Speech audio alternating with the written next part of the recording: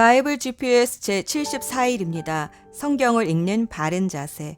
슈베르트의 아베 마리아는 아름다운 선율로 감동을 주지만 실제 마리아가 부른 노래와는 매우 큰 차이가 있습니다. 누가복음 1장 46에서 55절에 나오는 마리아의 노래는 비천한 요종을 높여주신 하나님을 찬양합니다. 교만한 사람들은 흩으시고 비천한 사람은 높이시며 줄인 자는 배부르게 하시고 부자는 빈손으로 보내시는 역전의 하나님을 찬양하는 노래가 마리아의 노래입니다. 이 마리아의 노래를 듣고 성경을 가만히 보면 하나님은 비천한 자를 높여 쓰신다라는 주제가 성경 전체를 관통하고 있음을 깨닫게 됩니다. 사라, 리브가, 라헬, 한나, 삼손의 어머니, 세례 요한의 어머니 엘리사벳 등 하나님은 한결같이 아이를 못 낳아 고통스러워하는 여인들을 사용하셔서 지도자가 태어나게 하셨습니다.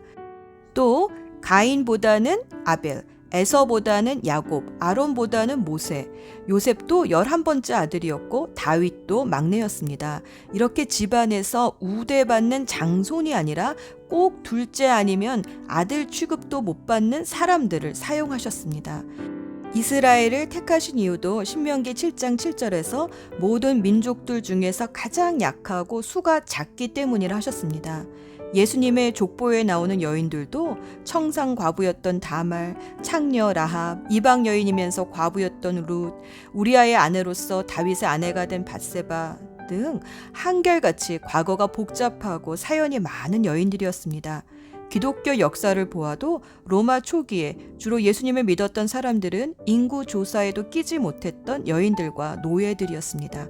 그런데 이들을 통해 하나님은 로마를 300년 만에 복음으로 정복하셨습니다. 우리나라의 복음이 전파될 때도 마찬가지였습니다. 일제 치하 속에서 가난하고 낮은 서민들과 특히 여인들을 통해 복음이 전파되었습니다. 무엇보다 예수님도 이 땅에 오실 때 가장 낮은 곳으로 오셨습니다. 태어나자마자 구유에 누우시고 돌아가실 때는 최악의 형틀인 십자가에서 돌아가셨습니다. 태어날 때도 죽으실 때도 편치 못하셨습니다. 하나님은 출애굽기 5장 3절에서 히브리인의 하나님이라 하셨는데 이 히브리의 어원은 두 가지라고 합니다. 하나는 하비루라고 바벨론적 어원인데 그 뜻은 인간 축에도 못 드는 천민 노동자를 가리키는 말이었고, 이뿌르라는 말은 애굽쪽 어원인데 채성 노동자 아니면 광야에서 살다가 무법자처럼 헤매는 비천한 유목민을 가리키는 말이었다고 합니다. 하나님은 스스로를 낮고 비천한 자들의 하나님이라 부르신 것입니다. 바울은 하나님의 이런 성향을 고린도전서 1장 27에서 29절까지 이렇게 설명합니다.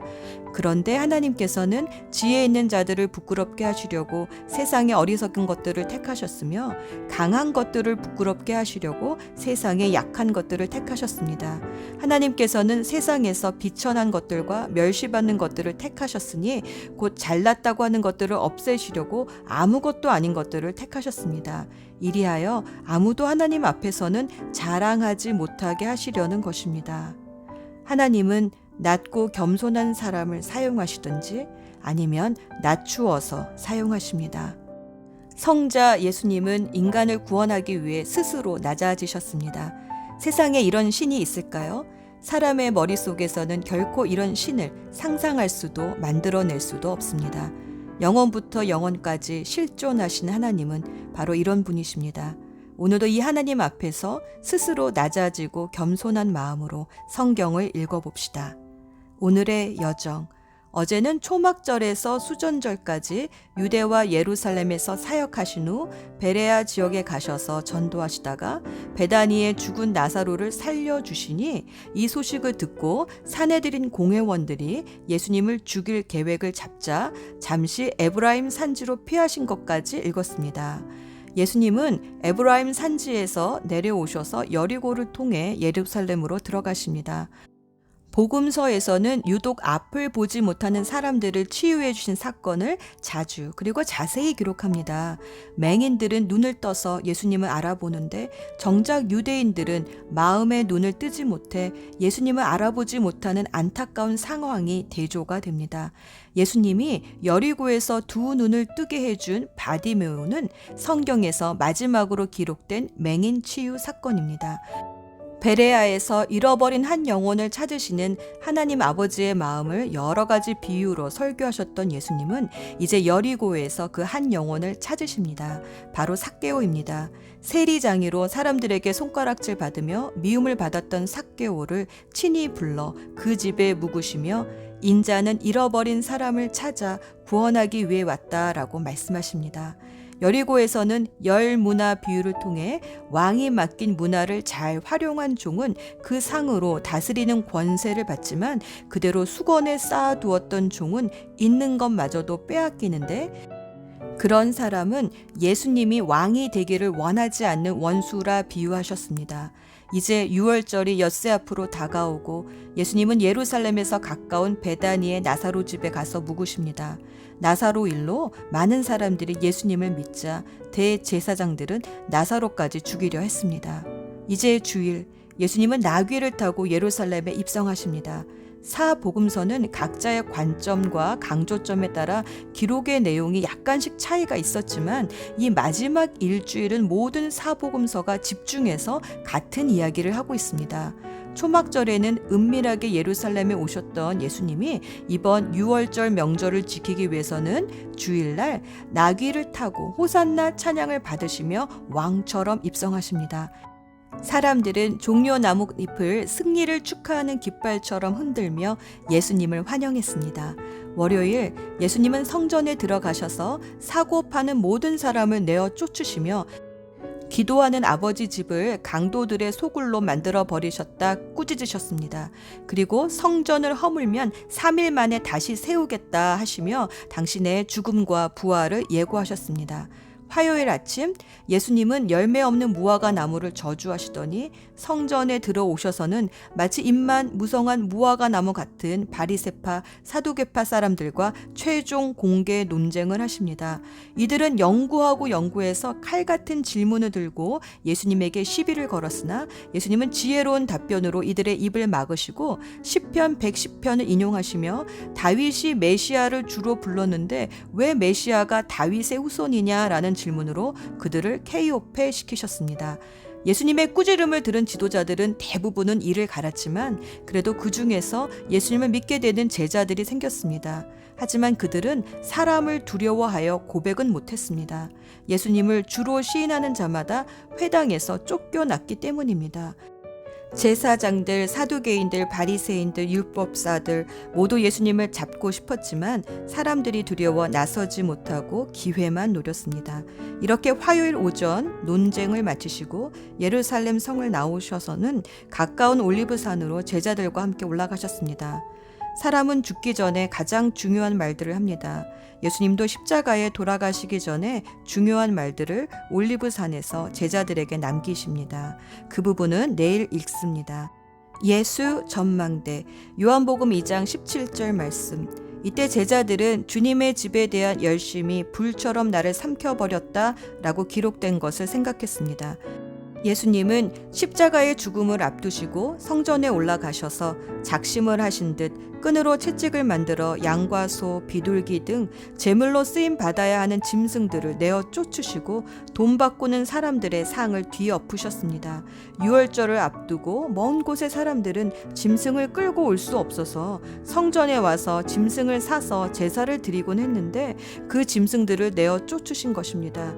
또 성전에 드려야 할 헌금에는 당시 로마 황제 가이사의 초상이 들어가 있는 화폐는 쓸 수 없었기에 황제의 초상 대신 갈대 그림이 들어가 있는 화폐로 환전을 해야 했습니다. 그런데 그 모든 재물을 뒤집어 엎으셨습니다. 왜냐하면 그 재물들로 제사장들이 장사를 했기 때문입니다.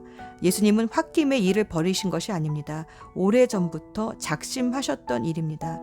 예수님이라고 이런 일을 하면 더 미움을 받을 것을 모르셨을까요? 그러나 주님의 집에 대한 열심이, 그 열정이 두려움보다 더 크셨습니다. 제자들은 예수님의 그런 모습을 보고 시편 69편 9절 주님의 집에 쏟은 내 열정이 내 안에서 불처럼 타고 있습니다. 그러나 주님을 모욕하는 자들의 모욕이 나에게로 쏟아집니다. 라는 성경 구절을 기억한 것입니다. 주님의 집을 사랑하는 열정에 사로잡히신 예수님은 사람들의 모욕이나 핍박을 두려워하지 않으셨습니다. 이 일을 보고 유대인들 유대인들이 이런 일을 행할 권리가 당신에 있다는 것을 증명할 표적을 보이라 요구합니다. 표적이란 단순한 기적이 아닌 예수님이 그리스도이심을 증명하는 초자연적인 역사를 말합니다. 그러자 예수님은 이 성전을 허물어라. 그러면 내가 사흘 만에 다시 세우겠다라고 말씀하셨습니다. 이때 세우겠다라는 헬라어 단어는 에게이로라고 하는데 잠에서 깨우다, 다시 살다라는 부활의 뜻으로 쓰이는 단어라고 합니다. 예수님은 노끈으로 제사에 쓰일 짐승을 채찍질하여 내모셨던 것처럼 예수님도 로마 군인의 채찍질을 받으시고 골고다 십자가에서 우리의 모든 죄값을 지시고 제물이 되어 죽으셨습니다. 그리고 3일 만에 부활하셔서 이제 성전 건물이 아니라 예수 그리스도를 통해 하나님 앞에 나아갈 수 있게 하셨습니다. 예수님이 살아있는 성전이 되어주셨습니다. 그뿐 아니라 우리를 그 성전의 일부로 불러주셨습니다. 모퉁이 돌 대신 예수님께 붙어 있으면 우리도 자라서 성전이 됩니다. 우리가 주님하고 부를 때마다 내가 여기 있다, 사랑하는 아들아, 딸아 하는 음성을 들을 수 있는 것은 예수 그리스도께서 우리에게 살아있는 성전이 되어주셨기 때문입니다. 하나님이 창조하신 이 우주는 이미 주님의 거룩한 성전입니다. 죄로 더럽혀진 이 땅에서 우리가 주님의 성전으로 살아갈 때에 질병도 눈물도 전쟁도 사라질 그날이 마침내 올 것입니다. 기도합시다. 위대하신 하나님, 하나님을 알아갈수록 하나님에 대한 경외심과 두려움이 점점 커지고 세상에 대한 두려움은 작아집니다. 정말 두려워해야 할 분을 두려워하니 두려움이 사라집니다. 오늘도 성경을 읽으며 사람이 아니라 하나님을 두려워하는 성도가 되게 하옵소서. 우리의 성전 되신 예수 그리스도의 이름으로 기도합니다. 아멘.